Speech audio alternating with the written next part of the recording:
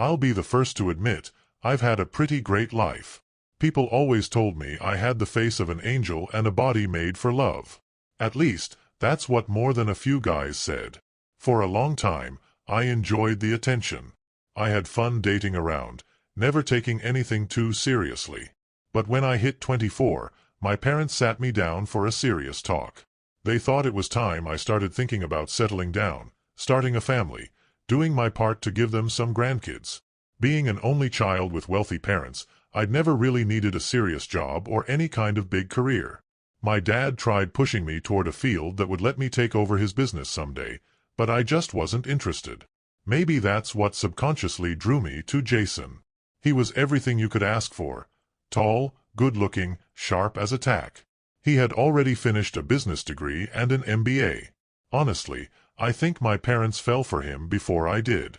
Within a year, we were married, and less than a month after the wedding, I was pregnant. Fast forward 10 years, and I was the best-looking soccer mom at my kids' private school. I picked them up in a top-of-the-line BMW and drove them back to our 12-bedroom McMansion in the nicest part of town. A high school girl from next door, maybe 15 years old, watched them a couple nights a week when I had meetings for one of the church or charity boards I was on. Weekends followed a routine. Saturdays, I usually went shopping with friends while my mom watched the kids and Jason played 18 holes with my dad. Sundays, we'd take the kids to church. I wouldn't say I'm particularly religious, but at our social level, it's kind of expected, you know? We sat in the pew my grandfather had donated after he made his first fortune. After church, we'd usually head over to my parents' place for Sunday lunch, catered, of course. Lately, my dad and Ryan spent most of the meal talking about my dad's retirement and how my husband would eventually take over the business. Once lunch wrapped up, it was pretty common for us to leave the kids with my parents, giving Ryan and me the afternoon to ourselves. We'd head home and, well, do what married couples do. Or at least, some of what they do. Early in our relationship, I decided to keep things pretty traditional in the bedroom. And honestly, for a long time, I was happy with Ryan.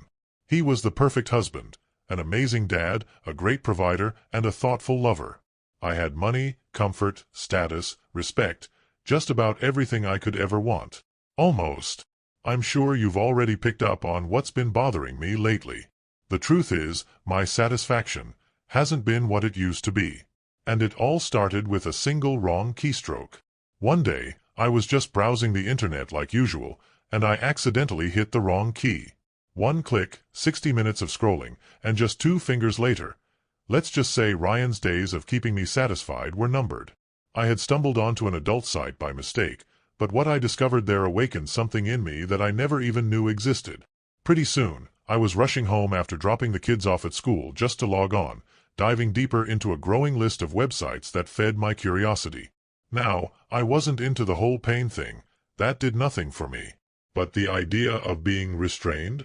Of being tied up, blindfolded, completely at someone else's mercy while a powerful man did whatever he wanted to me? That idea consumed me. The first weekend after my little discovery, I faked an excuse to get out of shopping with my friends. Then, on Sunday, I pretended to be sick so I could skip church. After lunch, I even tried to avoid being intimate with Ryan, but that didn't work. Eventually, I gave in, but I tried something different. I stretched my hands above my head, gripped the bedpost, and imagined I was tied up. For a little while, that was enough. But as the weeks went by, even my fantasies weren't cutting it anymore. And so, I started thinking about the obvious next step. The only real way to satisfy my growing cravings was to confess my new fantasy to my husband. And honestly, I'm sure Evan would have done whatever it took to keep me happy. But nice girls don't ask for things like that. Instead, I became a faker, going through the motions while feeling wound up tighter than a spring. That's when everything started to spiral. One night, I stumbled across an adult forum. It had a section where people shared stories about their experiences, how they'd been tied up, blindfolded, completely at someone else's mercy. Their words were just as thrilling as the pictures that went with them. I won't bore you with all the details, but eventually, I met someone online. His name was Darren. He was experienced, an older man, maybe mid-40s, but still in good shape. He lived a couple of hours away, and like me, he was married. His wife, he told me, wasn't into this kind of thing. Darren sent me full-body nude photos of himself. I was more careful. I only sent body shots, never my face. I made sure to clear the browsing history, wipe any traces of our conversations from the computer. The best stuff? I saved that on a USB drive, which I hid in the lining of an old handbag I barely ever used. It wasn't like I made some conscious decision to cheat on Evan. There was no dramatic internal debate, no moral crisis. I just never stopped myself. When Darren told me to take some time off so we could meet, I didn't hesitate. I didn't feel guilty. I needed to scratch an itch, a craving that, in my mind, wasn't a threat to my marriage. Because Evan could never find out. No one could. Nice girls don't do things like this. So I started planning. I made a list of all the details I had to cover, every excuse I needed to have ready. Darren must have mistaken my brief silence for second thoughts because he flooded me with messages, explicit descriptions of everything he wanted to do to me once we finally met. Some of the things Darren described weren't exactly my style, but we negotiated. I knew letting a total stranger tie me up was a huge risk, but I was too far gone to care. I hinted that if things went well, maybe we could make this a regular thing. That way, he knew if he didn't play by my rules the first time, there wouldn't be a second. But the truth? I had no intention of letting this go on for long. The longer an affair lasted, the higher the chance of getting caught. I had done my research. Once we finalized the details, I kept digging, this time on how to avoid getting caught. People love to say cheaters always get found out, but that's just propaganda. The stories you hear, the statistics you read, they only talk about the ones who slip up. Affairs that stay hidden? Nobody talks about those. I bet that for every affair that gets exposed, 10 more go completely unnoticed. For the next 3 weeks, my life fell into a routine. Drop the kids off at school. Race home. Watch videos, scroll through images of the things Darren and I had discussed. Then, read stories from other cheating wives until it was time to pick up the kids again. My friends eventually stopped calling when I kept turning down their invitations. But honestly, I didn't even notice. It was during this time that I came across something important. One of the biggest reasons wives get caught cheating is because of changes in their behavior. A little self-reflection made me realize I was practically screaming guilt to anyone paying attention. So, I forced myself back into my usual routine whenever someone was watching. I made sure to act normal, to keep up appearances. And most importantly, I remembered to initiate intimacy with Evan. All the while, I was secretly making a list of precautions. Darren and I planned to meet at the far end of the city, somewhere I'd never run into anyone I knew. Luckily, Evan traveled for work at least 4 nights every 2 weeks. As a business development manager. Since Evan worked for my dad's company, it wouldn't be hard to confirm he was actually where he said he was. I had a plan for that, too. I'd call him at night, tell him I missed him, and ask him to send me a picture of his hotel room. You know, just to imagine being there with him. I decided I wouldn't leave the house until after 10 p.m.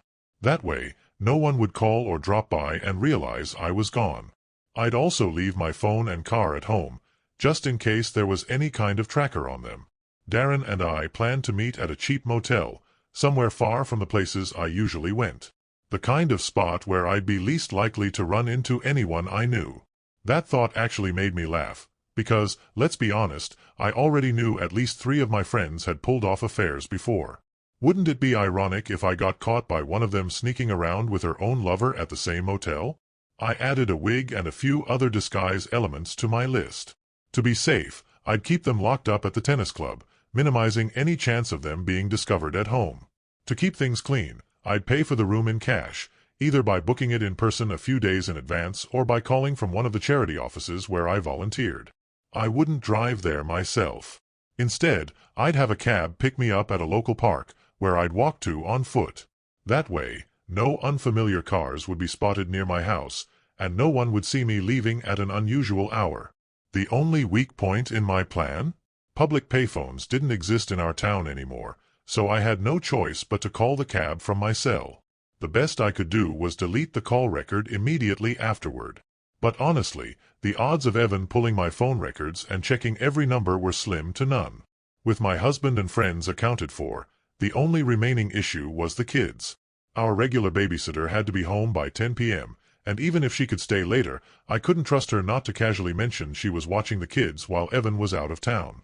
There was no way I was going to trust a stranger to watch my kids, and my youngest was still too little for sleepovers. That left me with one option, not exactly ideal, but doable. I'd have to keep my time away as short as possible.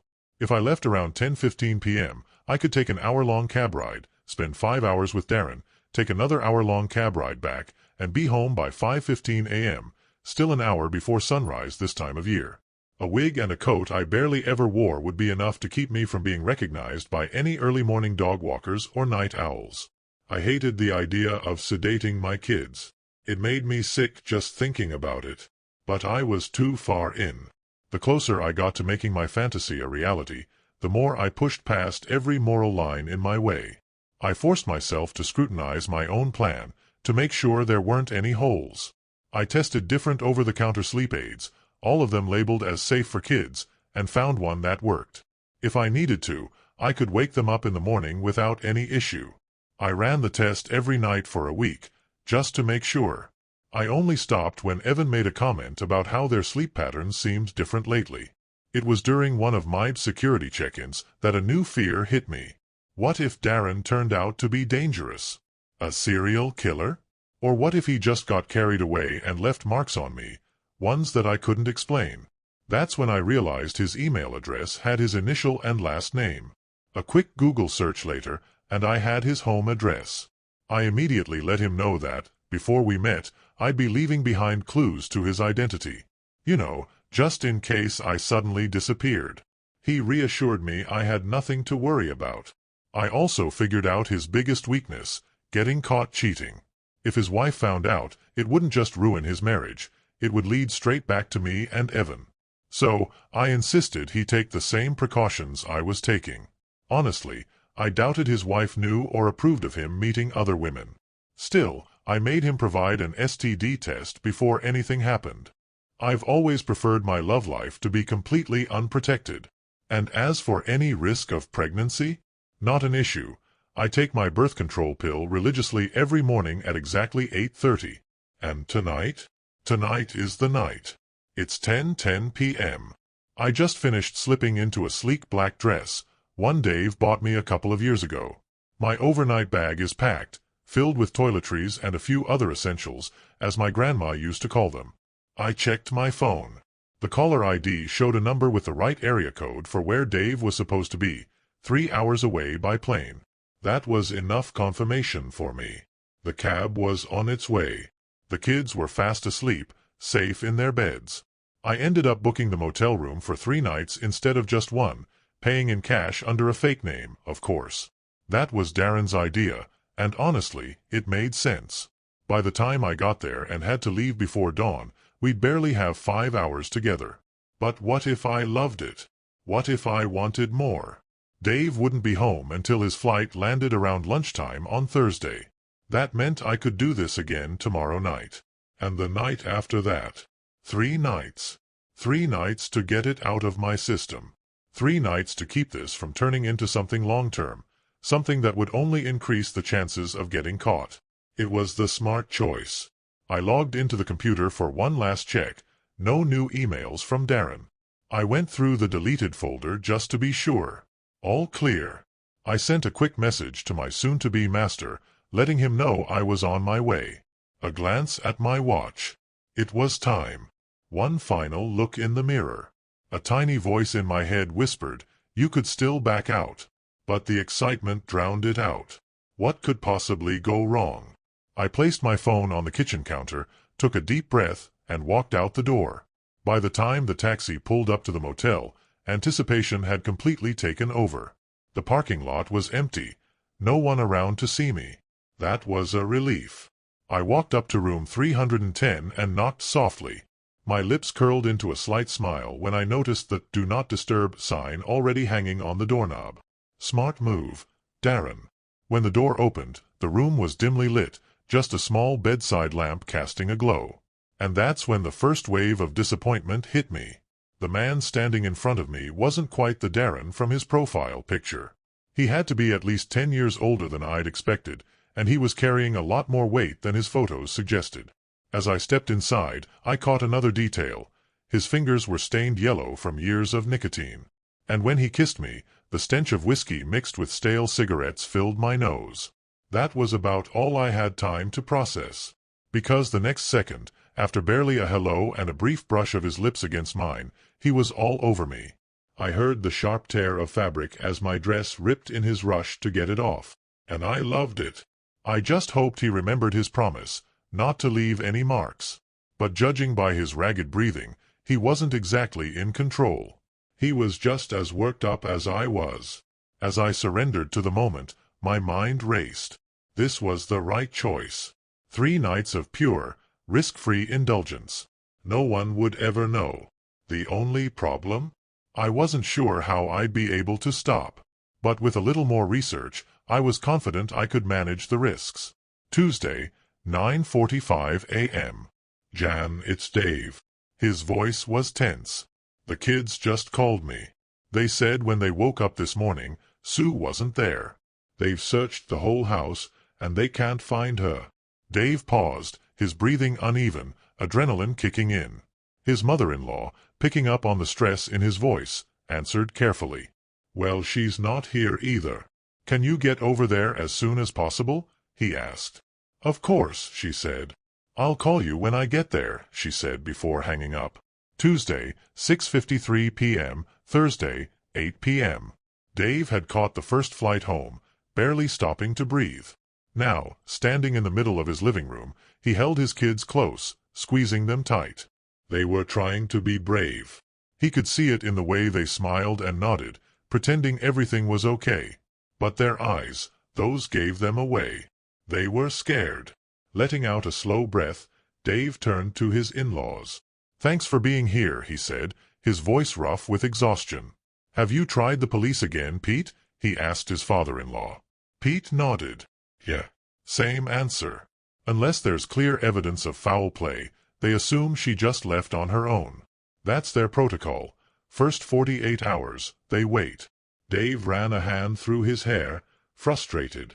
The house was spotless, nothing out of place. It looked like Sue had simply stepped out for a moment, except for one thing. Her car's still in the garage, Dave said suddenly, cutting through Pete's words. And her phone, it was sitting on the table near the back door, not on the charger where she always leaves it. At that moment, Jan, Sue's mother, glanced at the kids. She could see how much the conversation was upsetting them.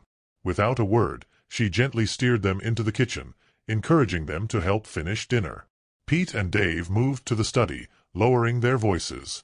There's something else, Pete murmured. Her phone was here, but her house keys and handbag are missing.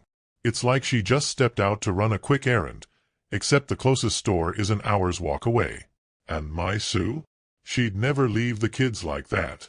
Dave's jaw clenched. No, she wouldn't.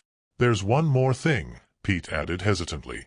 He reached into his pocket and pulled out a small bottle, setting it on the desk. Dave frowned.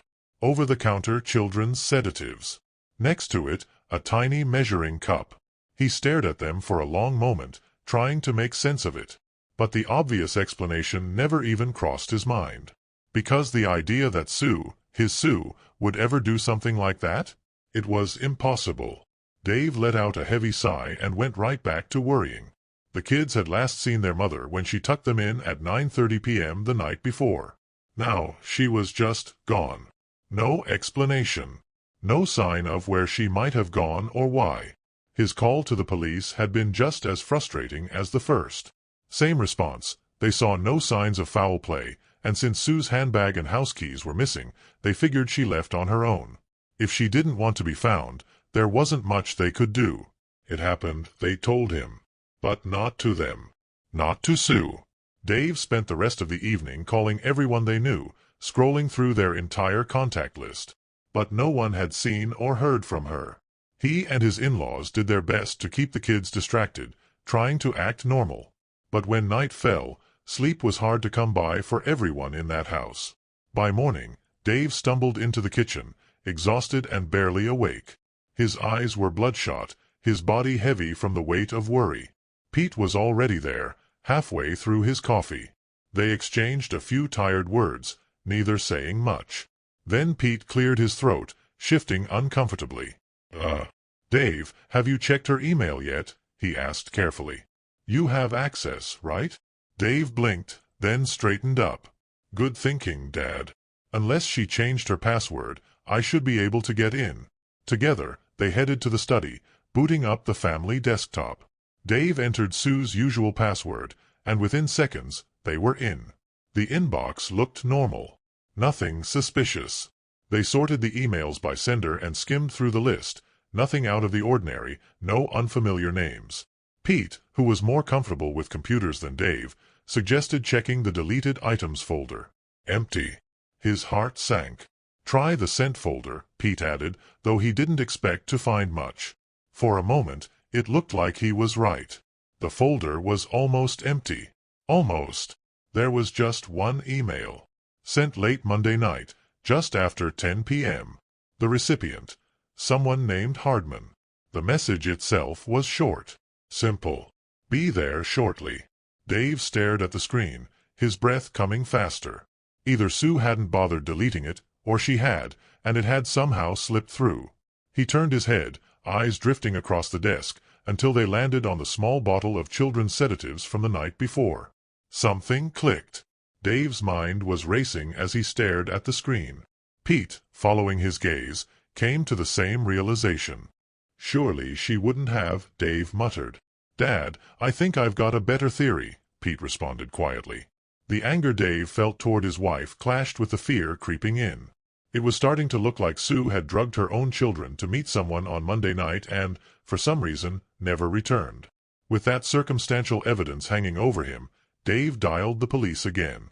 They still refused to take action, but suggested he take the kids for blood tests. So that's what he did. He dropped the kids off at school late and then went home. Once there, he sent an email to Hardman. "Just tell Sue to come home. Her kids are worried. If you've hurt her, I'll find you. And I'll destroy you." Wednesday night dragged by just like the one before it. Then, early Thursday morning, the pathology lab called. They had found high levels of chemicals from the sedatives in the kids' blood, and there was a possible sign of a crime. Finally, the police took the case seriously. They asked for the email address found on the computer, though they warned Dave not to get his hopes up. Identifying people from just an email address could be tricky at best. With nothing else to do, all three of them sat near their phones, waiting for news. By 8:10 p.m. Thursday, I was standing outside my own front door, disheveled, exhausted, and absolutely terrified. I was clutching the torn black dress I'd worn on Monday night. I didn't want it to gape and show off my bare chest, so I held it tight. I tried to breathe deeply, slowly, anything to calm myself. But I couldn't stop thinking about the last 3 days. The nightmare that had been unfolding. And the nightmare I still couldn't escape, the storm that was waiting for me in the next few hours. I couldn't get it out of my mind. I suddenly found myself thinking back to what felt like years ago, remembering that feeling. It was right after my initial excitement had worn off. Darren was hovering above me, sweating. I'm pretty sure he noticed the excitement in my eyes, and, well, knowing him, I guess he didn't like that.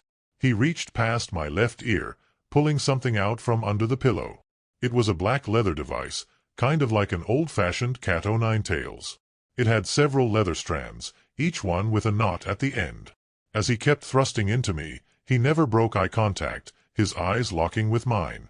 I'm guessing my expression must have already shifted before the first sharp, stinging blow landed on my chest. It really hurt. My eyes probably told him that, and so did the muffled scream I couldn't quite control. The look on his face was sickening, as he kept striking with the device. I looked down and saw angry red welts marking my chest. His promises not to leave any marks? Those lasted maybe 5 minutes. That was when it finally hit me, how completely powerless I was in that moment. I started freaking out, terrified of what Darren might do next, and what kind of shape he was going to leave my body in. Strange noises pulled me back from that panic, that place where my mind was spiraling. I opened my eyes, and the first thing I noticed was the excitement had completely vanished from Darren's face. In its place was a look of pure agony. He was gasping, clutching his chest, his face turning an awful shade of white. I just watched as he suddenly collapsed onto me. He twitched for a good half a minute before I heard something I'd only ever read about in books. His lungs, no longer able to work, expelling air with a horrifying sound, like gravity was taking over. It was unmistakable, even for someone like me who'd never heard it before. And it was terrifying. Darren was gone. His full weight pressed down on my chest, and with every breath I tried to take, it felt like I didn't have the strength to fill my lungs. I panicked, thrashing around, trying to get away. But with my arms and legs stretched out, I couldn't find any leverage to push him off me. Finally, I think it was just the sweat on our bodies that made things slippery enough for Darren to slide down. He ended up more on my stomach than my chest. His head was pressed into my left armpit, and when I looked down, I could see his eyes, wide open and lifeless, staring at me. Something nasty was leaking out of his mouth, and with his stomach slightly higher than his head, the smell was awful. It mixed with the smell of my own vomit, creating an odor so foul I thought I might lose it all over again. As horrible as that was, it didn't compare to the terror I was feeling.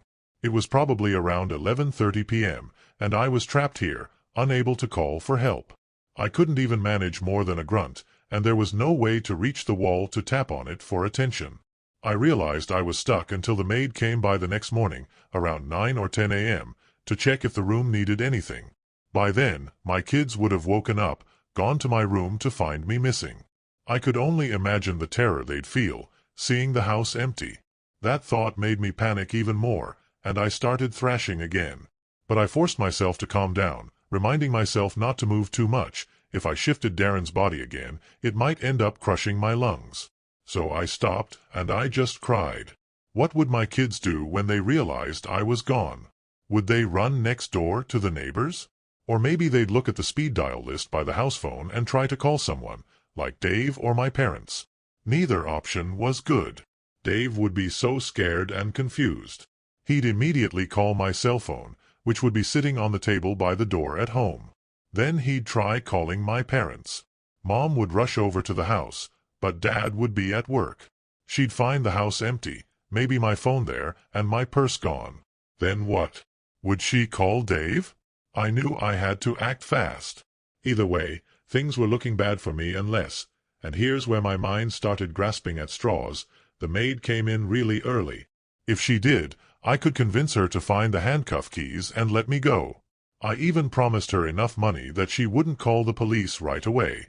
If I could get my hands on maybe 10 grand, untraceable, I could rush home as fast as possible. Hopefully, I'd wake my kids, apologize for sleeping in, take them to school, and then call the police. I'd threaten legal action if anyone told the media, and by the time school was out, it would all be settled. Or I could have my mom pick them up. It wouldn't be a big deal. 2 consenting adults, just participating in something that went horribly wrong. No one needed to know the details, and things would work out. Then it hit me. I had booked the room for 3 days. But that was fine, right? The maid still checked each room every day for things like fresh towels. But then I remembered the "Do Not Disturb" sign hanging on the door handle, and that was it. All my delusions just collapsed. I heard myself make a noise, muffled by the gag. It was a sigh, the death rattle of my perfect life and my marriage, all ruined by what happened with Darren. And from the signals my bladder was sending me, I figured it was about to be ruined in more ways than one. I spent the next hour desperately trying to remove the gag, but the only thing I had to rub it against was Darren's cheek, and it wasn't solid enough. It got a little more promising when his body started to stiffen from death, and I almost managed to get the gag out. What amazed me, though, was that Darren's whiskers seemed to keep growing even after he was dead. I closed my eyes, not wanting to see how his face was starting to look. But nothing could protect me from the awful smell that was taking over the room. Death doesn't smell good. Eventually, the rigor mortis passed. Darren softened again, and by that time, I didn't have anything left in my stomach. Daylight started sneaking through the tightly shut curtains, just enough to raise the room's temperature slightly, making me shiver a little less. But Darren's body, now cold, was taking all the warmth from mine, Way worse than the danger of hypothermia. And honestly, the humiliation of lying in my own urine didn't even seem like the biggest problem at that point. It was the thirst. How long can a person go without water? I think I remember it being around 2 to 3 days, but I might have known that better if I had paid more attention in school instead of spending all my time making sure my clothes looked better than the other girls and were revealing enough to get the attention of the guys in class. Then it hit me. Death might actually be better than what I was facing. At least if I died, my legacy and memory would be wiped out, and I wouldn't have to watch it happen. The light coming through the curtains told me the sun had moved far enough down to squeeze through a tiny gap between the motel rooms. That little bit of brightness only reinforced what I already knew. No one was coming to rescue me that day. By then, my tongue was stuck to the roof of my mouth, and I hadn't peed since some time earlier in the day. A small blessing, I guess. I kept hoping I'd be able to speak fast enough to stop the maid from calling the police when she found me in the morning. Without the police involved, there could be all sorts of explanations that made sense. But as the night dragged on, I started realizing some of my thoughts were just wild, desperate fantasies brought on by thirst and exhaustion. I think my last clear thought before a headache and delirium took over was simple. I'm screwed. From hero to zero with one stupid decision. I never met the maid who found me, though I really wish I could one day, when I'm holding something. My first clear memory was being jolted on a gurney as they loaded me into the ambulance. I was hooked up to one of those 4 devices, the kind that drips fluids into you. The paramedics must have recognized how dehydrated I was, so they started me on some fluids. They also placed my handbag beside me. The next thing I remember was being wheeled into the hospital. Someone tried to take my bag away, and I clung to it like it was my lifeline.